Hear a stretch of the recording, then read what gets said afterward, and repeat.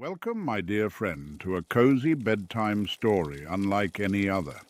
Tonight I'm going to take you somewhere very special, somewhere quiet, somewhere old, somewhere safe, a place tucked deep in the mountains, far away from the noise of the modern world, a little wooden cabin where the rain has just begun to fall.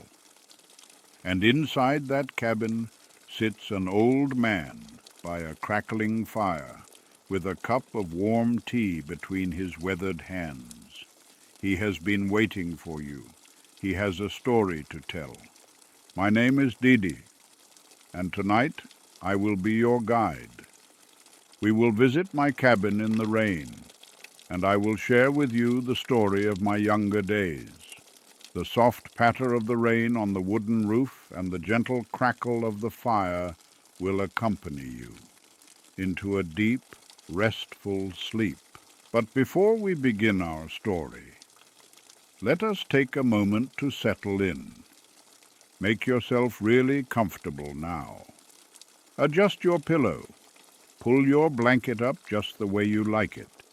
And know that you can change your position again at any time.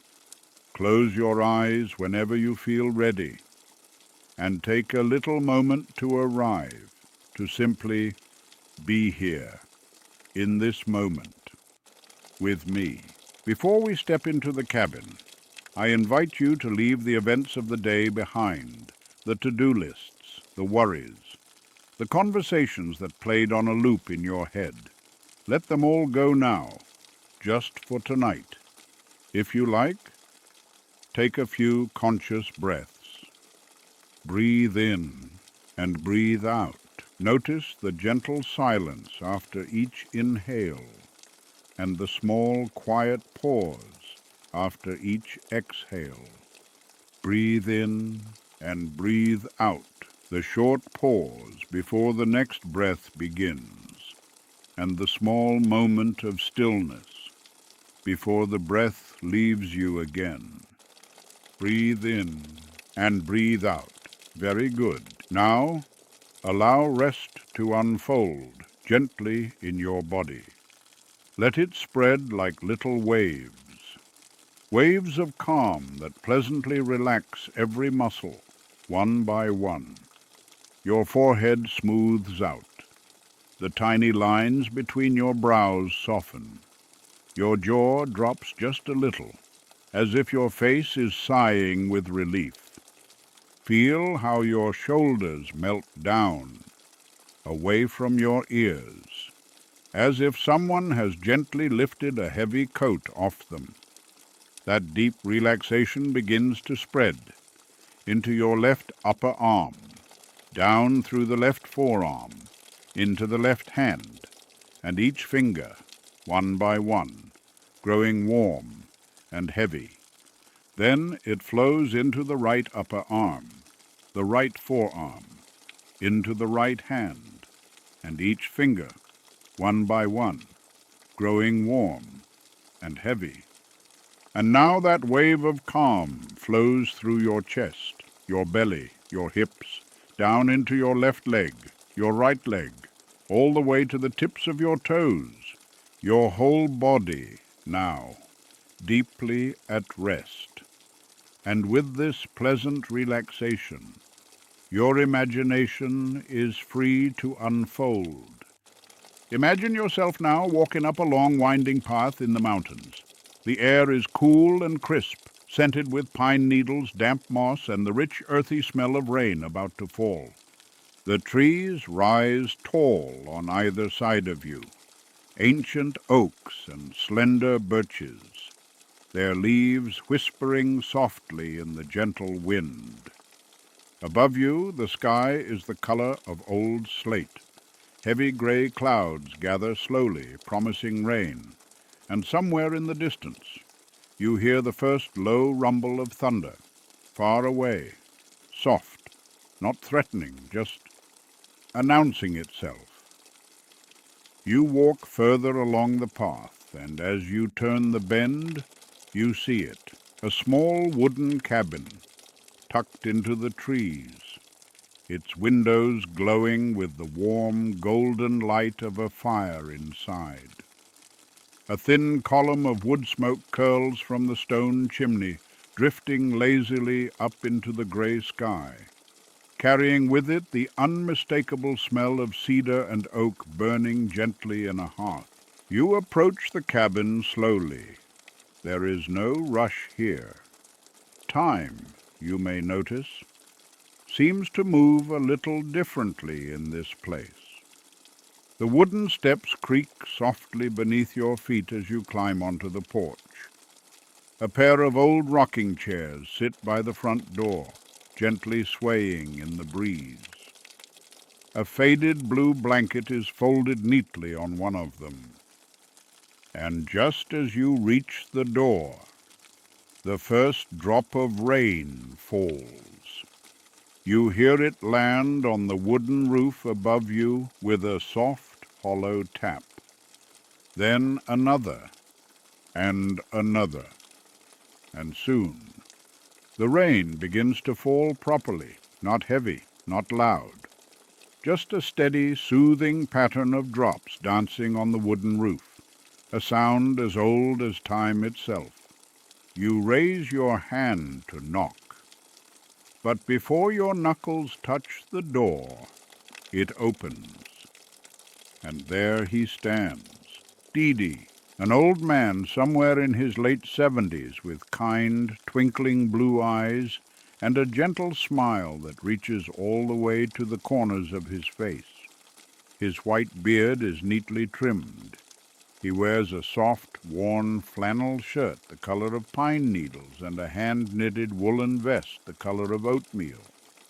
"Ah," he says, his voice low and warm, like a cello playing in a far-off room. "There you are, right on time. Come in, come in. The fire's just getting going, and the kettle's nearly ready." He steps aside, holding the door open for you.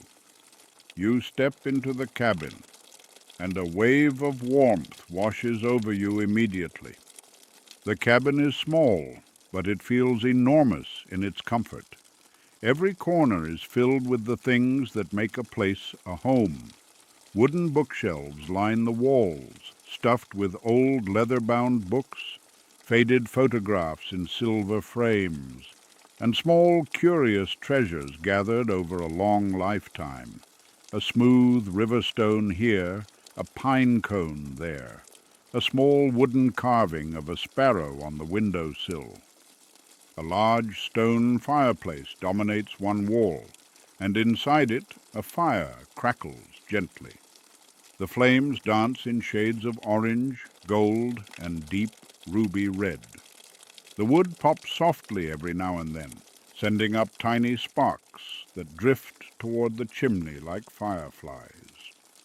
In front of the fire, two oversized armchairs sit facing each other. They are covered in soft, faded fabric, the color of autumn leaves.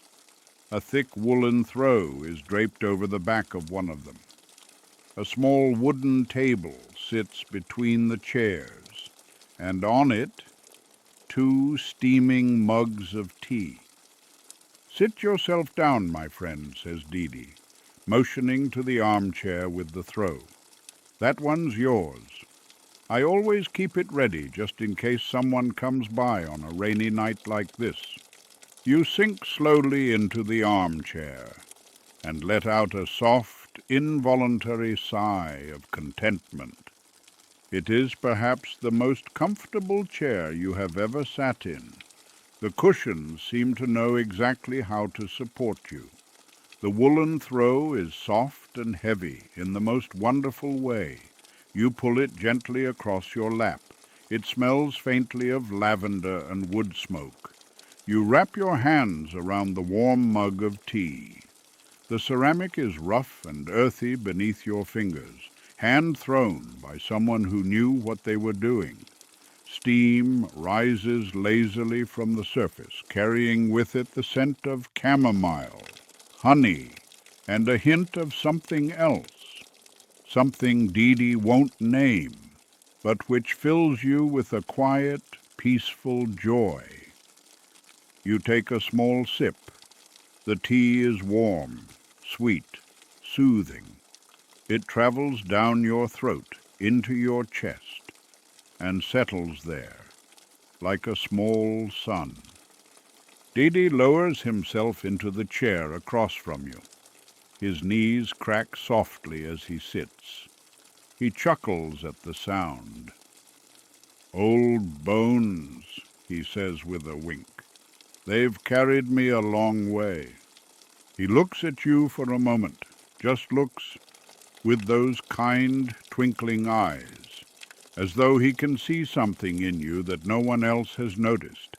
And then he smiles and nods, as if he has decided something. "Now then," he says softly, settling back into his chair, "I expect you'd like a story. You've come a long way through the rain, and I'd hate to send you off without one. Tell me, do you have a favorite kind of story? A story of the sea? A story of the mountains? Or maybe a story of when I was young?" You don't answer. You don't need to. Dede has already decided. "Ah," he says, with a knowing smile, "I think I know just the one. Let me tell you about the summer I turned 17, the summer I learned what stillness was." He takes a long, slow sip of his tea, sets the mug down gently, and outside the rain begins to fall just a little harder.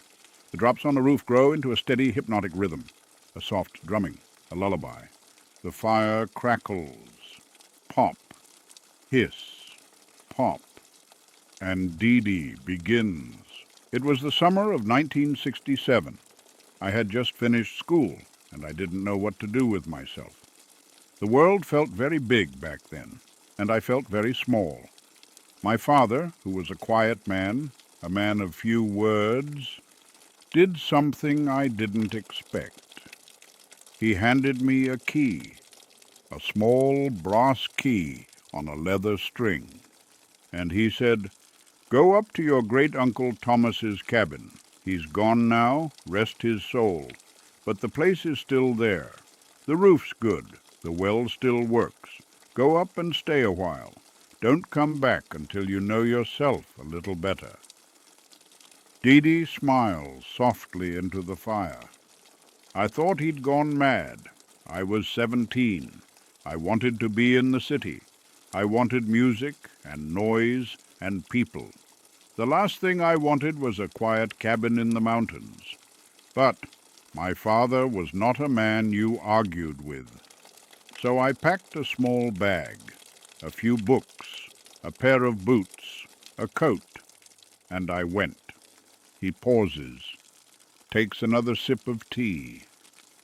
Outside, a soft roll of thunder echoes through the mountains. The fire crackles. The rain whispers on the roof. You feel yourself sinking even deeper into the chair. The journey took the better part of a day. I took a train, and then a bus, and then a wagon, and then I walked. By the time I got to Uncle Thomas's cabin, the sun was setting. The whole valley was washed in gold. And there it was, a little wooden cabin, much like this one, tucked into the trees, with a stone chimney and a porch, and a pair of rocking chairs gently swaying in the evening breeze. I remember stopping at the edge of the clearing, just stopping, and looking at it, and feeling something I hadn't felt before, something I didn't have a word for at 17. I think now, looking back, it was the feeling of arriving, truly arriving. Somewhere I belonged. I climbed the steps. The wood creaked beneath my boots. I turned the brass key in the lock, and the door swung open. Inside it smelled like cedar and old books and the ghost of pipe smoke. There was a thin layer of dust on everything. The fireplace was cold. The bed was neatly made. with a heavy woolen blanket folded at the foot. And on the small wooden table by the window, a kettle, 2 mugs, and a tin of tea leaves, as though Uncle Thomas had known someone would come, eventually. I dropped my bag on the floor. I sat down on the edge of the bed, and for the first time in my young life, I listened, not to music, not to my own thoughts, not to anything I had to do. I just listened, and what I heard was the wind whispering through the trees, the distant call of an owl, the slow, steady creak of the cabin settling for the night. And in that listening, something inside me settled too. Dede pauses, looks at you, smiles gently. You know that feeling, don't you? You nod, slowly, without meaning to. Outside the cabin, the rain has grown into a soft, steady downpour. It taps on the roof in 1,000 little drumbeats. It runs down the window panes in slow, silvery rivers. It collects on the leaves of the pine trees and falls again, drop by drop, onto the soft forest floor. The fire crackles. The wood pops gently in the hearth. You feel your eyelids growing heavier and heavier. You let your shoulders drop. You let your hands rest. The mug of tea is gentle and warm against your fingertips. You are warm. You are safe. You are exactly where you need to be. Dede continues his story, his voice low and rolling, like a small river. The first morning, I woke at dawn. I'd never woken at dawn before, not without an alarm anyway. But there was no alarm at the cabin. There was only the light, soft, gold, peeking through the wooden shutters. I got up. I padded across the cold floor in my socks. I lit the fire, clumsily, the first time, smoking up half the cabin. But I learned. By the third day, I was lighting it like a man who had been doing it all his life. I made tea. I sat on the porch. I watched the mist rise off the valley below me, slow, ghostly white, curling up between the trees like the breath of the mountains themselves. And I just sat there, drinking my tea, watching the mist, listening to the morning come to life. A robin sang, a long way off, then closer, then a chorus of them. A deer stepped out of the trees at the edge of the clearing. She looked at me with her huge dark eyes, twitched her ears, and then, very calmly, lowered her head to drink from the small stream that ran past the cabin. I held my breath. I didn't want to scare her away, but she didn't seem to mind me at all, as if I had always been there, as if I belonged. Dede leans forward and pokes at the fire with a long iron poker.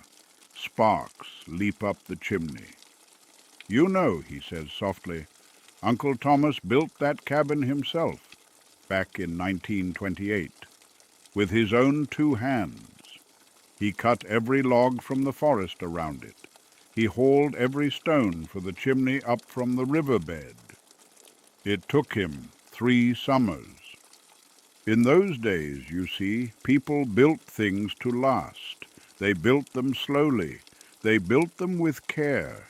They built them with the idea that someone someday would sit in front of the fire they made and feel at home. And I think that's a beautiful thing, to build something with the future in mind, to do something slowly, knowing you may never see it finished, knowing it's not for you, it's for whoever comes after. Uncle Thomas used to say, "A cabin is just a box of wood until someone loves it. And then, somehow, it becomes a home." Dede chuckles softly. He had a saying for everything, that one. Anyway, back to my 17th summer. For the first week, I read. I read every book Uncle Thomas had on his shelves. Adventure stories, poetry, old books about the stars, a small leather-bound journal he had kept, written in his neat, careful handwriting, notes about the weather, the names of the birds, the day he saw a fox cross the clearing at midnight, under a full moon. I read by the firelight at night. I read on the porch in the morning. I read by the stream in the afternoon. And slowly, something in me began to change. I had thought I needed noise to feel alive. Music, crowds, other people's voices. But up there in the cabin, alone, I started to hear something I hadn't heard before. I started to hear myself. Dede pauses, looks at you with great kindness. "Are your eyes growing heavy, my friend?" You don't have to answer. He already knows. "It's all right," he says gently. "You don't have to stay awake for the rest of the story. You can listen with your eyes closed. You can listen as you fall asleep. The story will be here when you wake, or it will become a dream. Either way, all is well." He takes a sip of his tea. "Just allow yourself to sink now. Sink into the chair. Sink into the warmth. Sink into the sound of the rain on the roof, the crackle of the fire, the low, gentle rumble of my old voice. Let it all carry you, like a small boat carried on a slow, lazy river. You feel yourself sinking, deeper and deeper and deeper. The chair holds you completely. The blanket is heavy and warm. The fire glows softly. The rain plays its lullaby on the roof. You are safe. You are warm. You are loved." In my second week at the cabin, I began to walk, long walks, through the forest, up to the small lake, along the old paths Uncle Thomas had cleared decades before. I didn't have a map. I didn't need one. The forest seemed to guide me. Wherever I went, I always found my way back to the cabin by sundown. I'd come home with mud on my boots, pine needles in my hair, a pocket full of small treasures, a smooth stone, a feather, a sprig of wild thyme. And every evening I'd light the fire, make my tea, sit in the rocking chair on the porch, and watch the sky turn from gold to rose, to deep violet, to black. The stars up there were something I'd never seen before. There were so many of them, my friend, so many. The whole Milky Way stretched across the sky like spilled cream. I'd lie on my back on the porch, the wooden boards still warm from the day's sun, and I'd just look, for hours. I learned the constellations, the Great Bear, the Plough, Orion's belt, the little cluster of 7 sisters that the Greeks called the Pleiades. I felt very small looking up at them, but it was a good kind of small, a peaceful kind of small, the kind of small that reminds you you are part of something much, much bigger, and you don't have to carry it all on your own. Outside Dede's cabin, the rain begins to fall a little harder. The drumming on the roof becomes deeper, fuller. A wind moves softly through the pines outside the window. The cabin creaks gently the way old cabins do, settling, sighing, comforting. A soft roll of thunder rumbles through the valley, far away, distant, like the voice of a sleeping giant turning over in his dreams. Inside, the fire crackles. The flames lean and dance in the warm draught. You are deeper now, deeper than before. Your breath is slow, your body is heavy, your mind is soft. Dede's voice is the only thing left. Just his voice, and the rain, and the fire. There was a small lake, he continues, his voice even softer now, about an hour's walk from the cabin, hidden behind a curtain of pines. You wouldn't know it was there unless someone showed you. It was Uncle Tomas's secret place. He had written about it in his journal. The water was so clear you could see the round, smooth pebbles on the bottom 10 feet down. The surface was almost always still, like a mirror, a perfect mirror reflecting the sky and the trees.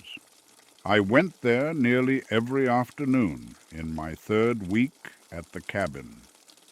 Sometimes I'd take my book. Sometimes I'd take Uncle Thomas's journal.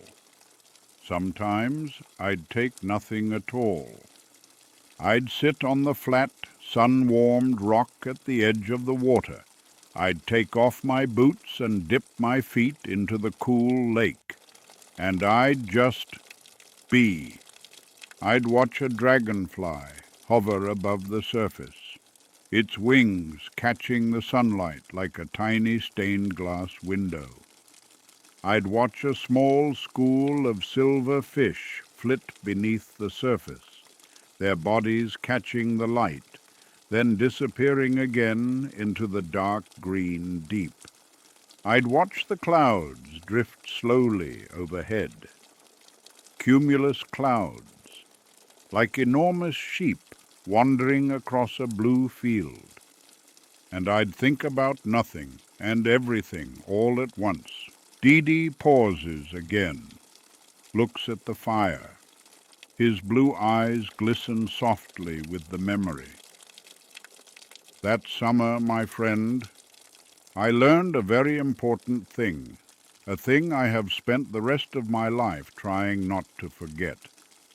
I learned that doing nothing is, in fact, doing a great deal. In the world, we are told to be busy, to produce, to achieve, to rush from one thing to the next. But the trees do not rush, the mountains do not produce, the rain does not achieve, and yet they are the wisest teachers we have. He smiles, almost to himself.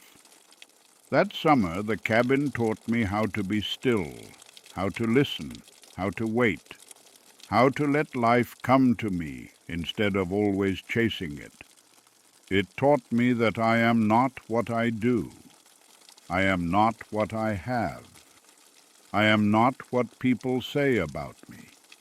I am simply here, breathing, watching the rain, drinking the tea, listening to the fire. And that, my friend, is enough. You are very deep now, very, very deep. Your body is impossibly heavy, wonderfully heavy, the way you feel just before drifting into a long, peaceful sleep. The rain on the roof is a steady, slow heartbeat. The fire is a soft, gentle pulse of warm light. Dede's voice is a low river of comfort, washing over you in slow, slow waves. You feel the chair holding you completely, the blanket warm across your lap. The mug somehow has been gently taken from your hands and placed on the little table by your side. Dede is watching you, watching the firelight flicker across your peaceful face. He smiles softly. He continues his story, but his voice grows quieter, gentler, slower, as if speaking to a child who is already half asleep.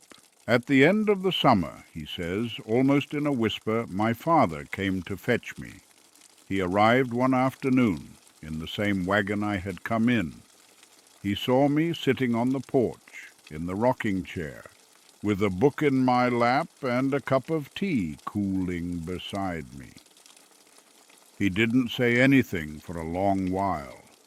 He just stood at the bottom of the steps, looking at me. Then he smiled, a small, quiet, satisfied smile, and he said, "There you are, that's all, just there you are." But I understood. He had sent away a boy, and he was bringing home a man. I packed my bag. I closed the shutters. I swept the floor. I left the kettle on the table with the tin of tea, just the way Uncle Thomas had left it for me. And I locked the cabin door with the same brass key on the leather string that my father had given me 3 months before. I walked down those wooden steps, and I followed my father to the wagon, and I never forgot what I had learned that summer. Dede is quiet for a long moment. The fire crackles softly. The rain whispers on the roof.